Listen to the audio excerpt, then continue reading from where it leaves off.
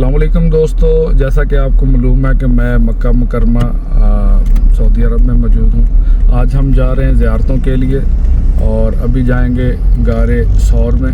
और मेरे साथ एक साथी हैं वसीम भाई जो लाहौर से हैं, और हमने अभी टैक्सी ली है और गारे सौर की तरफ जा रहे हैं। तो बाकी वहाँ जाके इंशाल्लाह आपको ज़ियारत भी कराते हैं और बाकी मामलात भी सारे दिखाते हैं इंशाल्लाह।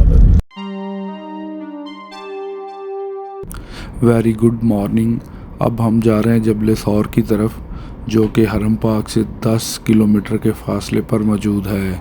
देखने पर ऐसे लगता है कि जैसे हर बंदा ही ऊपर चढ़ जाएगा, लेकिन ऐसा मुमकिन नहीं है। बहुत सारे साथी रास्ते से ही वापस आ जाते हैं क्योंकि ये काफ़ी सख्त और सीधी चढ़ाई है। जबल सौर पर जब हम जा रहे थे तो हमें 2 घंटे का टाइम लगा, वापसी उतरने तक हमें 1 घंटा लगा। जी वीवर्स, अब हम ना चढ़ाई शुरू कर दी है हमने गारे सौर की, और अब हम आहिस्ता आहिस्ता ऊपर जा रहे हैं। और ये 5300 के लगभग तकरीबन 5000 फुट बनते हैं। जब आप जबल सौर की तरफ जाते हैं तो इस तरह के रास्ते में चेक पॉइंट बने हुए हैं जहाँ से ठंडा पानी और नींबू पानी दस्तयाब है। आप रुक के सांस भी ले सकते हैं और ठंडा पानी भी पी सकते हैं। गाइस, मैं पहुँच चुका हूँ गारे सौर पर, और ये गारे सौर जो है पहाड़ की चोटी पर मौजूद है। और क्रैश मक्का ये जानते थे कि किन पहाड़ों पे कौन कौन सी गारें हैं, तो इसी तरह उन्होंने नबी करीम सल्लल्लाहु अलैहि वसल्लम का पीछा किया और उन्हें अंदाज़ा था कि कहाँ गारें हैं, तो वो यहाँ तक पहुँचे। यहाँ नबी करीम सल्लल्लाहु अलैहि वसल्लम ने 3 दिन और 3 रातें क़याम किया, और अंदर लोग नफल पढ़ रहे हैं गार के अंदर, और अंदर से भी मैं आपको दिखलाता हूँ। गारे सौर पहाड़ की चोटी पर एक बड़े पत्थर के नीचे एक गार बनी हुई है। जी ये ना गारे सौर का अंदर का व्यू। यहाँ नबी करीम सल्लल्लाहु अलैहि वसल्लम ने 3 दिन और 3 रातें जो है वो क़याम किया। यहाँ लोग दोस्त नफल पढ़ते हैं आके। जी दोस्तों, मैं अब गारे सौर के पहाड़ पर टॉप पे चोटी पे मौजूद हूँ, और सामने आपको क्लॉक टावर भी नज़र आ रहा होगा। तो ये क्लॉक टावर जो है वो हरम पाक की निशानी है। तो जब भी आप मक्का मुकरमा में दाखिल होते हैं तो ये दूर से नज़र आता है, तो इसका मतलब है कि वहाँ हरम पाक है। तो जो भी दोस्त यहाँ गारे सौर या गारे हिरा के लिए आए, वो कम से कम अपने साथ 3 लीटर पानी ज़रूर लेके आएँ। पानी बहुत ज़्यादा यूज़ होता है, गर्मी बहुत ज़्यादा है। बच्चों के साथ तो खुसूसी आपके पास पानी भी होना चाहिए और बिस्किट भी होने चाहिए। तो आप जो हैं अपने साथ पानी ज़रूर रखें। पानी रास्ते में मिलता है लेकिन काफ़ी महंगा है। पानी की जो एक बोतल है वो 1 रियाल की है, और यहाँ पे 3 रियाल 2 रियाल की दे रहे हैं। तो जो नींबू पानी है वो 5 रियाल तक भी दे रहे हैं। तो आप जो है ना खुसूसी तौर पर अपने साथ पानी ज़रूर रखें। जो साथ में बच्चे ला रहे हैं या बूढ़े हज़रात हैं तो वो पानी साथ में ज़रूर लाएँ। तो इसका जो टोटल डिस्टेंस बनता है वो बनता है 5300 फीट जो है ना, इसकी टोटल ऊंचाई है जो ऊपर आपको आना पड़ता है। तो ये जो इसमें वक्त आपका लगता है वो तकरीबन 1.5 से 2 घंटे जो है ना इस पर दरकार वक्त आपका लग जाता है। 1.5 से 2 घंटे आप सांस लेते लेते आप ऊपर आते हैं। अगर सुबह सुबह मशवरा यही है कि आप सुबह सुबह आएँ, नमाज़ पढ़ने के बाद अर्ली मॉर्निंग आप आएँ। अगर आप दोपहर में आएंगे तो थोड़ी सी आपको परेशानी का सामना करना पड़ेगा ऊपर पहाड़ की चोटी पर। और यहाँ काफ़ी ठंडी हवा है, लेकिन नीचे तो बहुत ज़्यादा गर्मी है क्योंकि ये 5300 फीट की बुलंदी पर है, तो हवा काफ़ी ऊपर ठंडी लग रही है। तो बादल भी छाए हुए हैं। जबल सौर से वापसी उतरते हुए टॉप के ऊपर 2 पत्थर पड़े हैं, एक पत्थर इधर है एक इधर है, दरमियान में देखे कट बना हुआ है।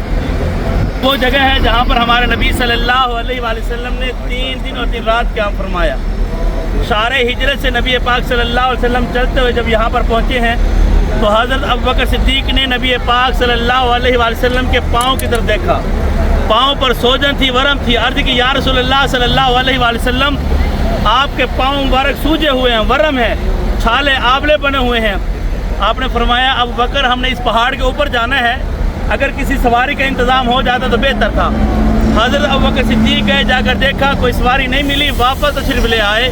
آ کر عرض کی یا رسول اللہ صلی اللہ علیہ وآلہ وسلم سواری کا انتظام ہو چکا ہے۔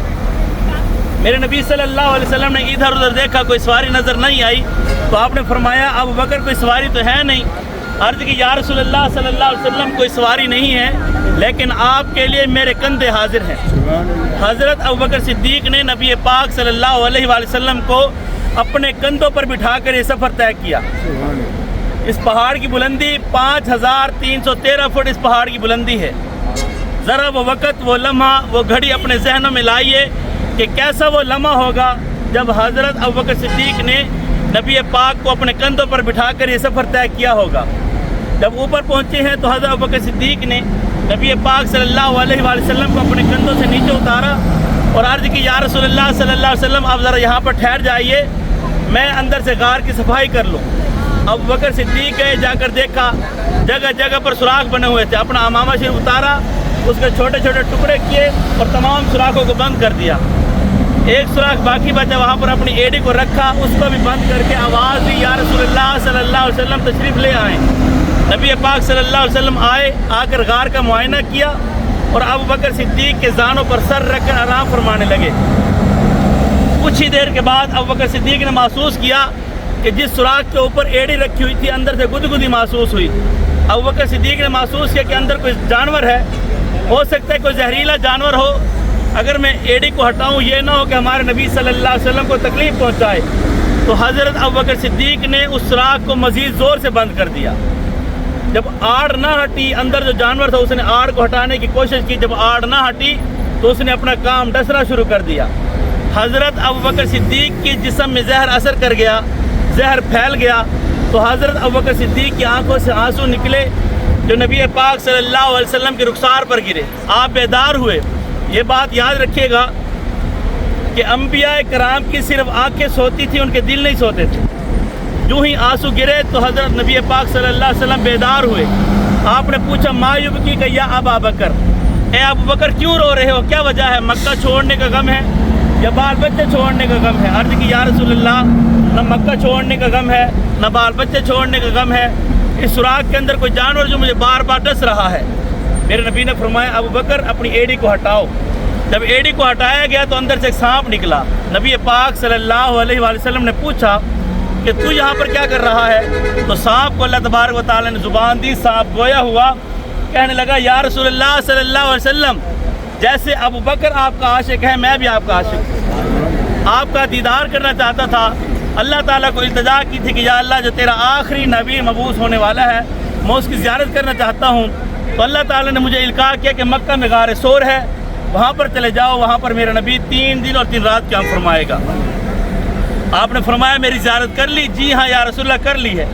آپ نے فرمایا تو چلا جا۔ سانپ چلا گیا۔ اس کے بعد نبی پاک صلی اللہ علیہ وسلم نے ابوبکر صدیق کو فرمایا ابو بکر اپنی ایڑی کو میرے قریب کرو۔ جب ایڑی کو قریب کیا تو نبی پاک صلی اللہ علیہ وآلہ وسلم نے اپنا لعاب دہن ابوبکر کی ایڑی پر لگایا۔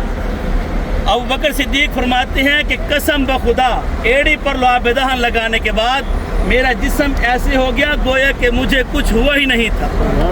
یہ ہمارے نبی صلی اللہ علیہ وسلم کی لعاب دہن کی برکت ہی سارے کا سارا زہر ختم ہو گیا، زائل ہو گیا۔ یہ وہ بابرکت جگہ ہے جہاں پر ہمارے نبی صلی اللہ علیہ وسلم نے 3 دن اور 3 رات قیام فرمایا ہے۔ اگر کوئی بھائی یہاں پر آنا چاہے صبح کی نماز پڑھنے کے بعد ٹیکسی پر یہاں پر آ سکتے ہیں۔